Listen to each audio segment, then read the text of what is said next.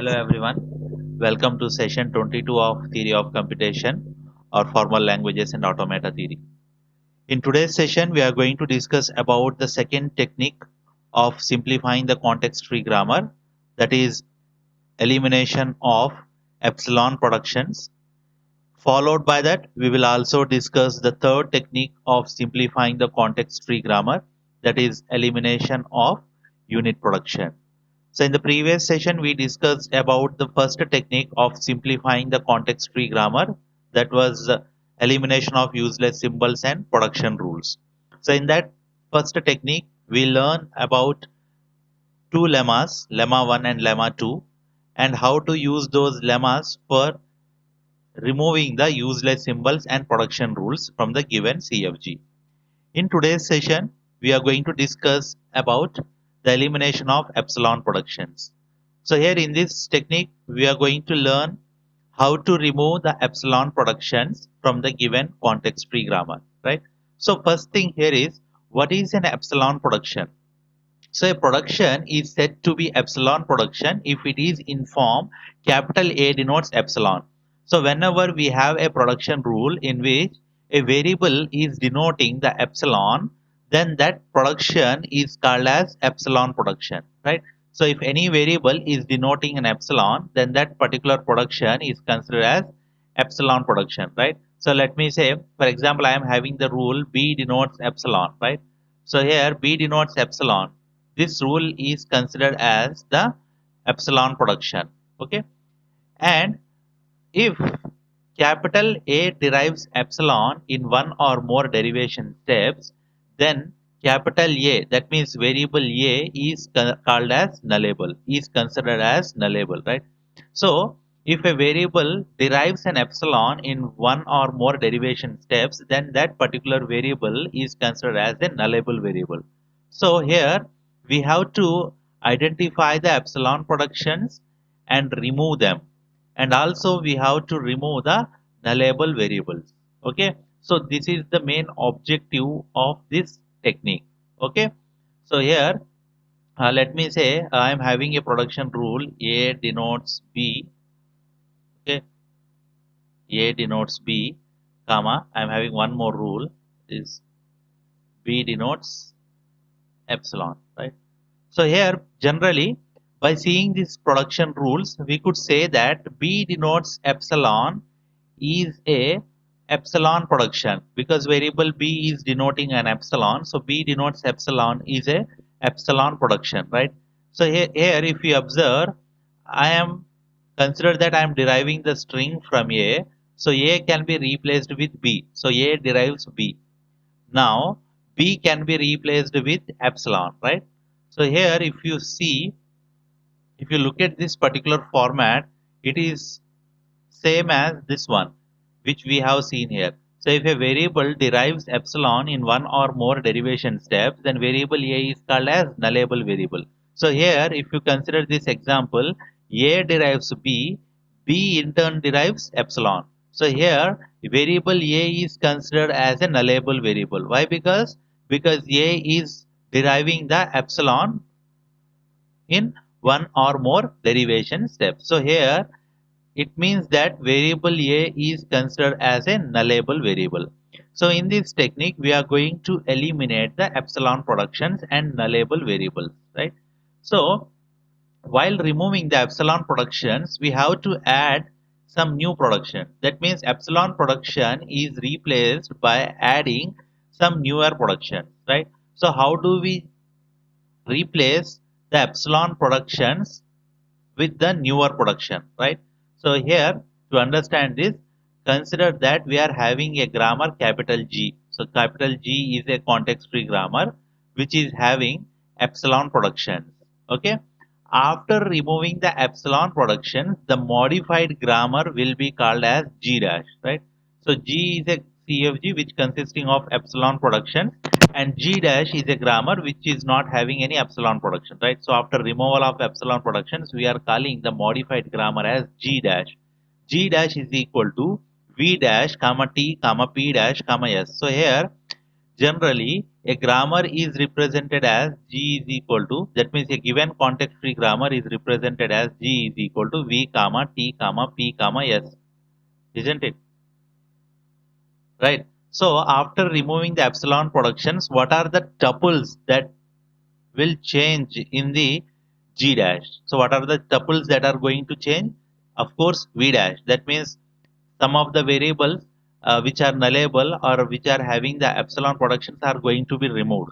So the value of V which is there in the given grammar and the value of V which is obtained after removing the epsilon production will be different. So here in the resultant grammar we are going to have V dash. That means the variable set of variables will change, comma T. The terminals will remain as it is. Why? Because we are removing only the epsilon productions. So that set of terminals which are there in the given grammar will be same as in the resultant grammar G dash. So no change in the set of terminals. Then there is a change in the production rules between the given grammar and the resultant grammar. Why? Because we are removing the epsilon productions. So definitely the epsilon productions will not be there in the resultant grammar. So there there will be a change in the set of production rules in the G dash. So that's why we are mentioning that tuple as P dash and comma S. S is the start symbol which will remain same. Okay.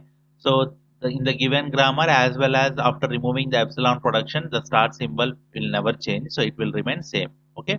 So that's why after eliminating the epsilon productions, the resultant grammar will be G dash is equal to V dash comma T comma P dash comma S. Okay. Now, how do we eliminate the epsilon productions? By adding the newer production. So for this, let me consider this what we can call it as lemma.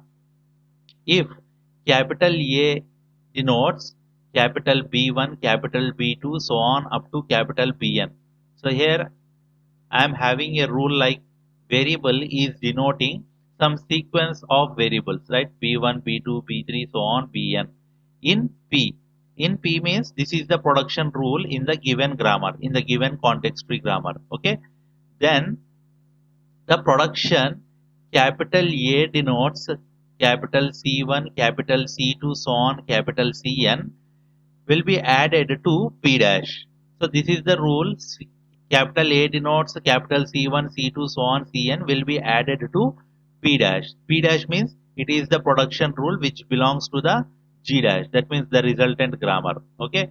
So what we are doing, if we are having the production like A denotes capital B1, capital B2, so on, capital Bn in the given grammar, we are replacing that production rule with A denotes C1, C2, so on, Cn in the P dash. In the resultant grammar, we are using this production rule instead of A denotes B1, B2, so on, Bn. Okay. Now, what is this C1? What is this Ci values? So these are mentioned here such that Ci will be same as Bi. Okay, so Bi is replaced with Ci if Bi is not nullable, right? So if B1, B2, so on, Bn variables are not nullable, so they are simply replaced with the C1, C2, C3, so on, Cn. So in this case, since Bi's are not nullable, we could say that both Bi is equal to Ci. Okay, so that is the case 1. Otherwise, Ci will be equal to epsilon or Bi if Bi is nullable. So if Bi values are nullable, then this Ci could be either epsilon or Bi. Okay, so that is the concept there. So if here we are having the two rules. The first one is that Ci is equal to Bi if Bi is not nullable. So if Bi is a not nullable means it is not having any epsilon production. Then in that case, Bi value will be equal to that Ci value, right? If the Bi is nullable, that means if this B1, B2 or B3, these variables are denoting the epsilon, then the Ci value could be either epsilon or it may be either Bi. Okay, if Bi is nullable. So let us understand this rule with one example. So let me consider one production rule. Capital A denotes capital B, capital C, okay, capital B denotes small b, capital C denotes epsilon, right?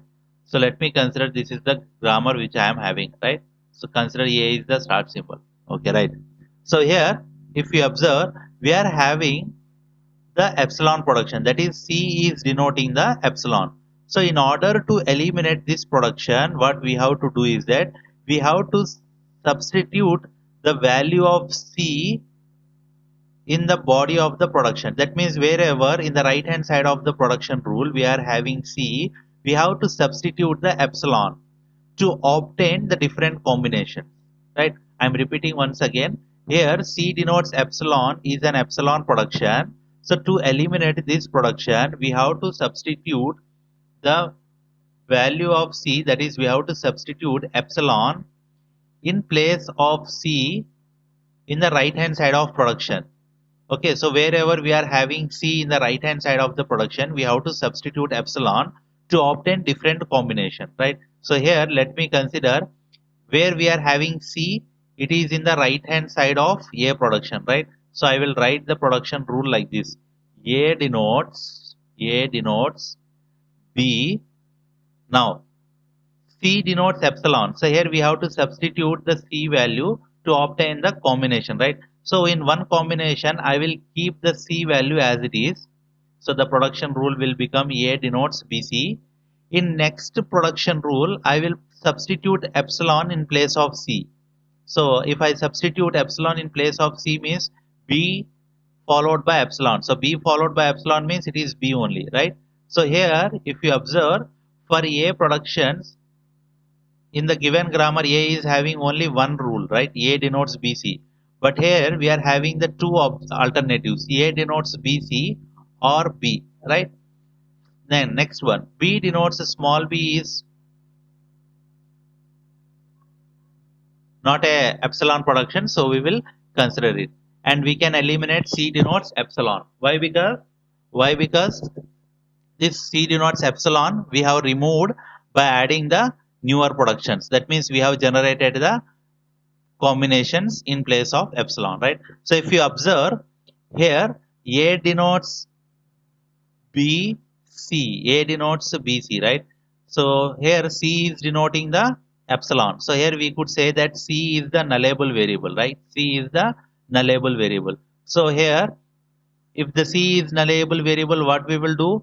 We will consider the C as it is in one production, and along with it, we will substitute the epsilon in place of C to obtain the new production. That means to obtain the another combination. So by doing this, we can obtain the different combinations. Okay. So that's it. This is very simple concept. So let me give one more example for this. Let me consider S denotes small a, capital B, capital B denotes small c, capital D, small c, this one. Next, capital B denotes epsilon. Let me say capital D denotes epsilon, right? So see, so this is the example 2, right?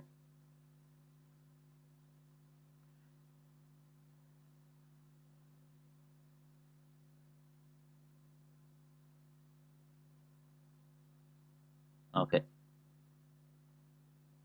So here, if you observe this particular CFG, we are having the epsilon productions. That is, B denotes epsilon and D denotes epsilon.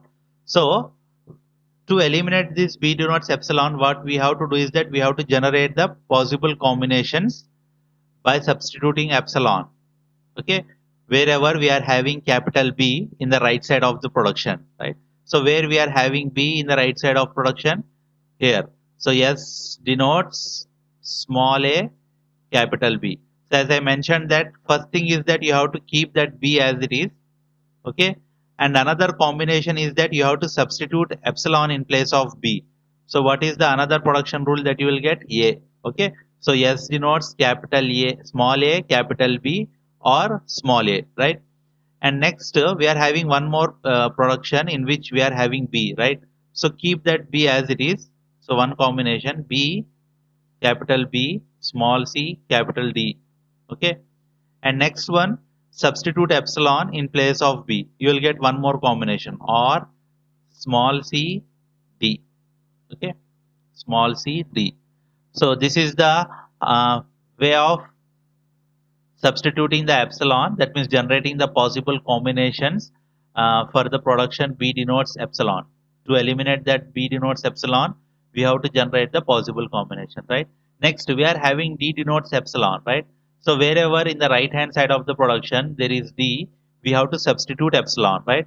So in this production rule we are having s denotes, already we have modified this s production, no? So we have to consider that modified s production. So small a capital B, okay, or small a or capital B small c capital D, or small c capital D. So this is the modified s production, right? So what we have to do, we have to replace the d denotes epsilon by substituting epsilon in the right hand side of production where we are having d, capital D. So see here, s denotes small a capital B, it will remain same. Okay. Next, small a is a terminal, it will remain same. See here, B, C, D, capital D. So here we have to keep that capital D as it is. So that is one combination. B, small c, D. In next step, we have to substitute epsilon in place of D. We will get another combination, capital B, small c, epsilon. So you'll get small capital B, small c, right? And next we are having one more production, small c, D. So keep that D as it is in one combination.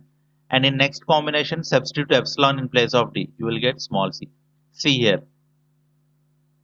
See here. So this is the final modified grammar.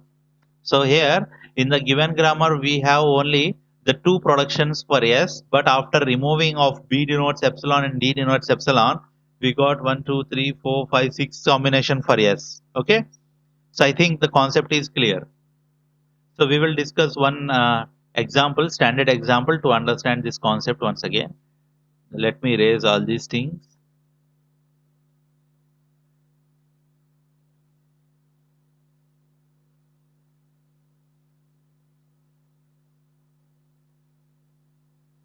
Okay.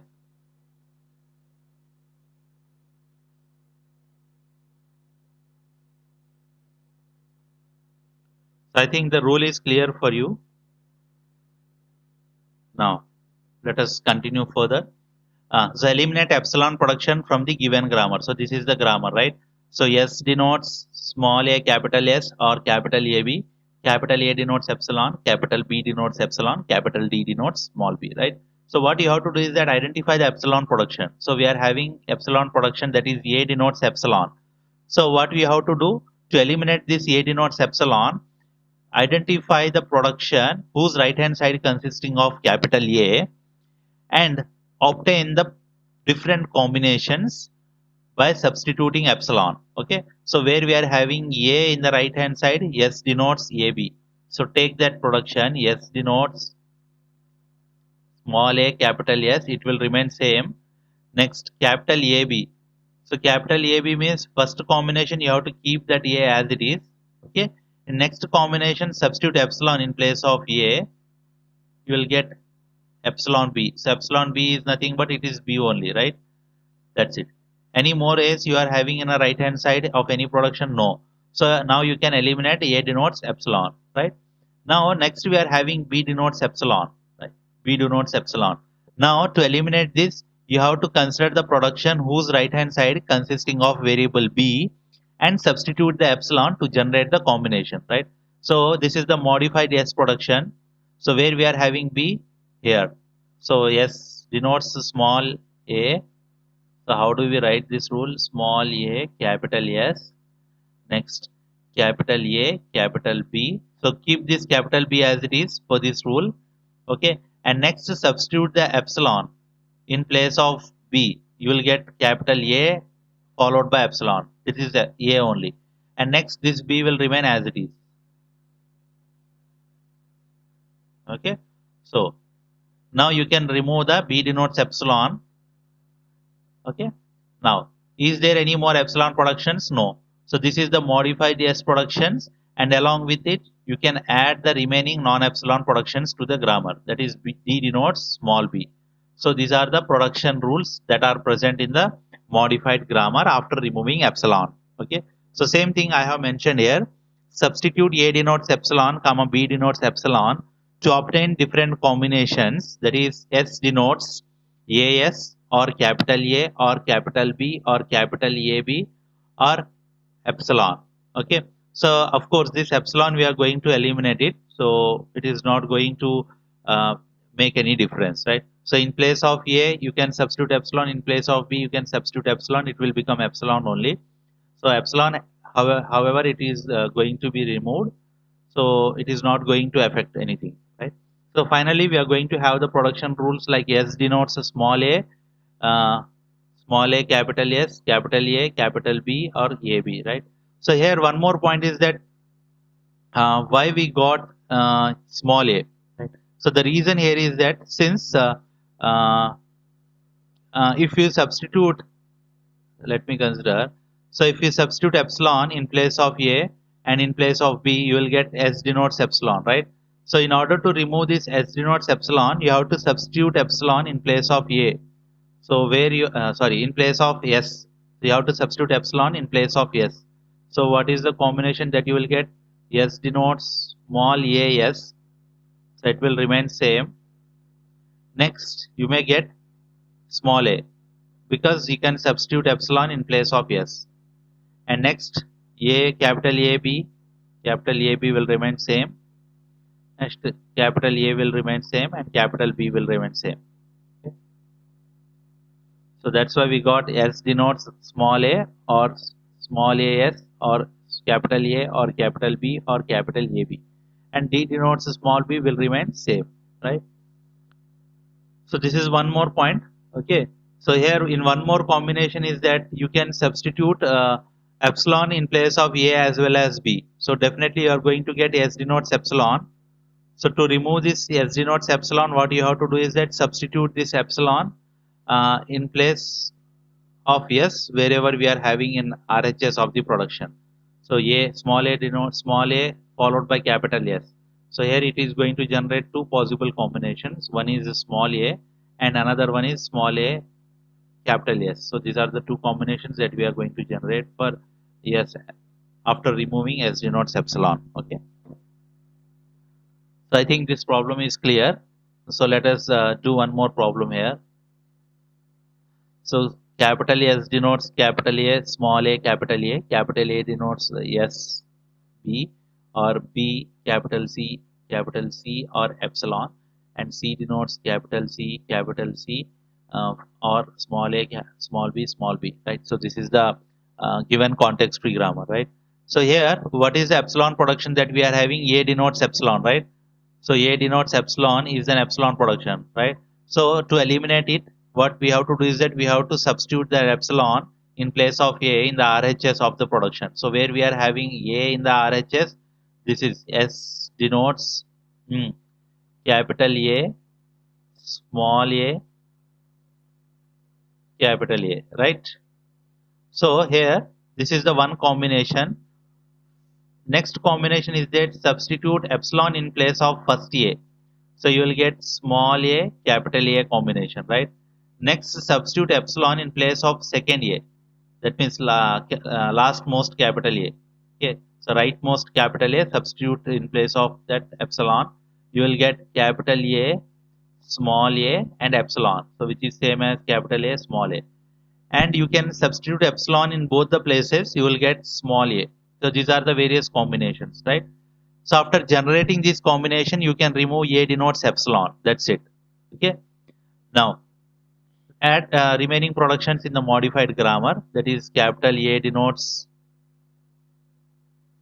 capital SB or B capital CC. Okay. So we are not going to add epsilon because it was removed, already removed. And last production you can add C denotes capital CC or ABB. ABB. That's it. So that is the answer here. So simple. Okay. Next one. Elimination of unit productions. Right. So here sometimes the grammar may consist of unit productions, right? So what is meant by unit production? So any production in which one variable denotes another variable, one variable denotes another variable is called as unit production, right?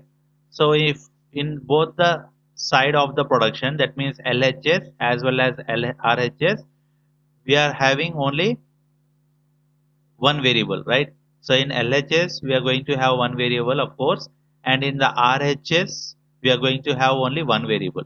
So what I mean to say is that whenever a variable denotes another variable, then that production is called as unit production, right?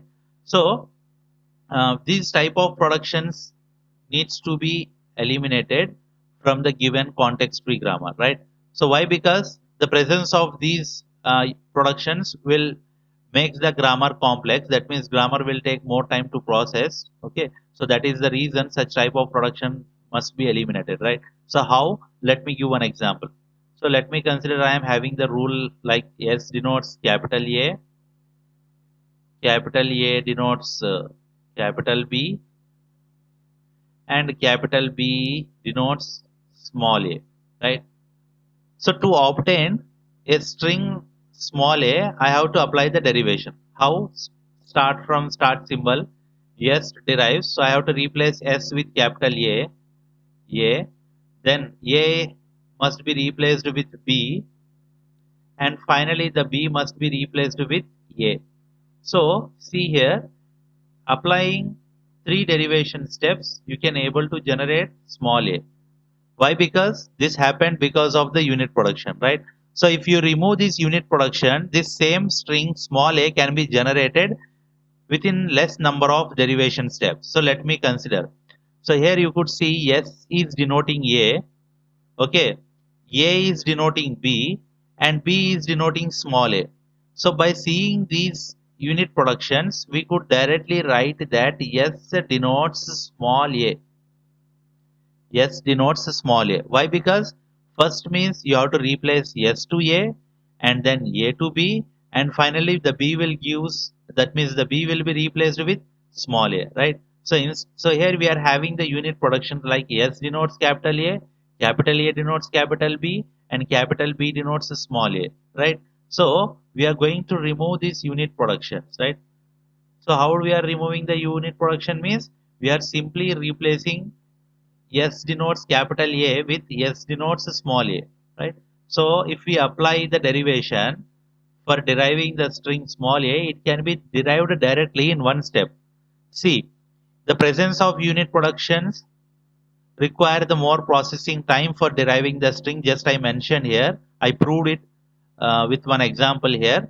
So for deriving the string small a, from a grammar consisting of unit production is taking more time.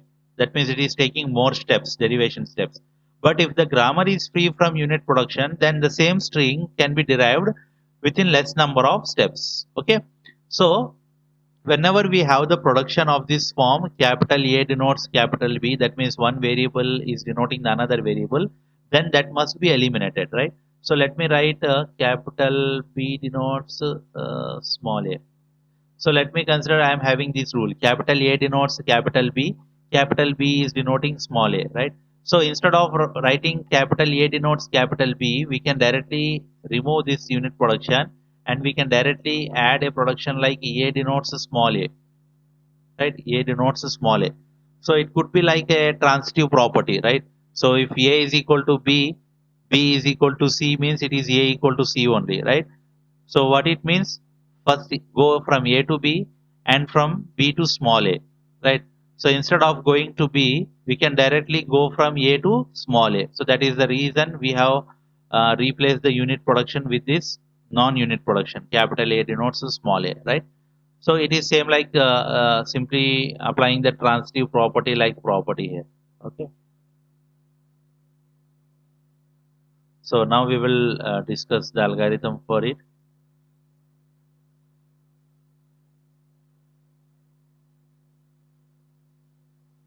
Okay. So a production is said to be unit production if it is in form capital A denotes capital B. That means whenever a variable denotes the another variable, then that particular production is called as unit production, right? So consider G is equal to VTPS. We already know this is a given context-free grammar, consists of unit productions. We can eliminate unit productions from grammar G to obtain G dash. Okay, so we are going to remove the unit production from G to obtain the resultant grammar G dash. So we have to apply these four steps. Just observe these steps clearly. So first thing, identify unit productions in G and add it to P1. So here we are taking the set P1. So whatever the unit productions are there in the grammar, those unit productions must be added to P1. Okay, P1 set. Then step number 2, non-unit productions in the given grammar G must be added to another set, that is P2. So simple. In the given context-free grammar, if you find any unit productions, those unit productions must be placed in P1. Non-unit productions in the given grammar must be placed in P2. Okay. Now, third step, place all non-unit productions of P2 in P dash. So what we are going to do here is that since the P2 is having non-unit productions, we are adding those, that means we are assigning the P2 value to P dash. That means we are copying the P2 to the P dash. So what is this P dash? P dash is nothing but the resultant production set. Okay. So in the resultant grammar, the P dash will specify the modified production rules. So this is a set which consisting of modified production rules and moreover non-unit productions. Okay. So P dash is nothing but resultant production set of production rules. The next one, step number 4. Okay. So P dash is consisting of non-unit productions. Remember this point. So P2 is having non-unit productions. We are adding those non-unit productions to P dash, right? So P dash will be our resultant non-unit production rule set. Okay. Next step 4. For each unit production of the form capital A denotes capital B in P1, that means what we are doing, we are taking each unit production which is present in P1.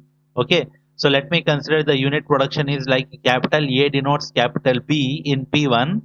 Okay. If there exists non-unit productions of the form capital B denotes alpha. Okay. So consider that we are having a non-unit productions like B denotes alpha in P dash. Okay. Then what we will do? Then add A denotes alpha to resultant set P dash by eliminating A denotes B. Okay. So what we are doing here is just now I mentioned. So let me write unit production here. Uh, Let me explain with one example here. See, look at this. So this is the given CFG. Let me consider. So what is the rule 1 is saying? Add unit productions in P1. So what is the unit production we are having? Capital A denotes capital B. So this is the unit production we are having. Okay. Then next, P2 is consisting of non-unit productions. What is the non-unit productions we are having? Capital B denotes a terminal, that is small a. Okay. Point 2. What is point 3? Assign P2 to P dash. Okay. To P dash. Now what is the P dash we are having? P dash is equal to, we are initializing the P dash. What is the P2 value we are having? P denotes small a, that we are assigning to P dash. Okay. Now point number 4. What we are saying? For each unit production, A denotes B in P dash P1. A denotes B in P1. So this is the unit production we are having in P1.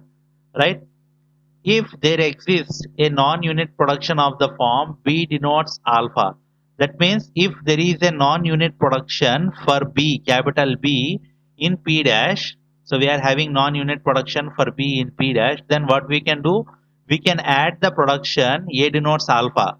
So A denotes alpha means we can add the production A denotes small a to P dash by eliminating A denotes B.